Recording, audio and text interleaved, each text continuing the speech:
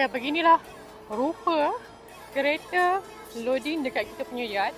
Okey, ada beberapa kereta yang ready stock. Kereta yang ready stock, jom tengok video ni sampai habis. Aha, yang pertama, produk Asia Auto New Design didatangkan dengan beberapa spek, variant Advance, Special Edition, X dan Spec G.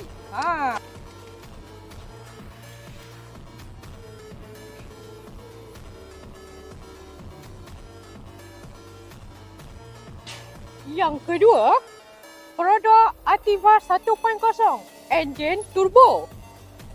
Didatangkan dengan yang pertama, Ativa Spec X color metallic, cobalt blue seperti di dalam video ini, granite grey dan glittering silver. Ativa H color special metallic, pearl, diamond white. Color special metallic, overall dia semua melengkapi color putih, pearl diamond white.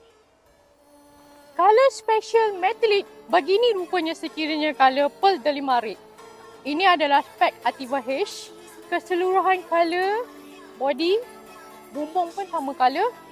Ada pada Ativa H, Ativa Advance, hot special metallic. Ativa Spec Advance color two tone. Macam mana nak tahu two tone color? Okey, two tone color dia punya bumbung dia black. Color yang ada bumbung black ni pearl diamond white dan juga pearl delimarit seperti dalam video ini. Untuk two tone seperti yang saya telah mention di video sebentar tadi, ada dua color iaitu pearl diamond white dan juga pearl delimarit.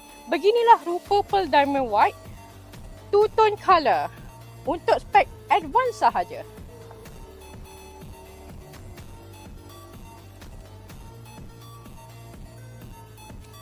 Dan yang terakhir adalah produk arus.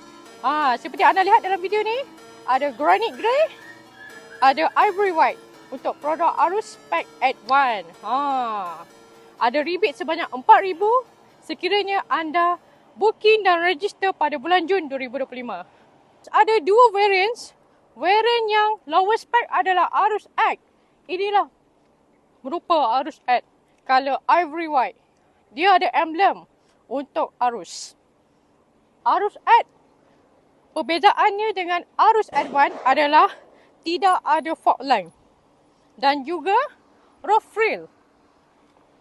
Tapi persamaan dengan Arus Advance ialah ada step side. Dapat sesuatu dengan video yang saya terangkan sebentar tadi? Jika berminat, boleh segera hubungi saya di sini atau klik link di bio untuk urusan lebih lanjut. Tidak dilupakan juga ada promosi rebate khas bulan Jun ini. Produk Ativa sebanyak RM1,000 rebate dan juga produk Arus sebanyak RM4,000 rebate. Register Jun 2025 ini. Cepat! Grab peluang keemasan ini.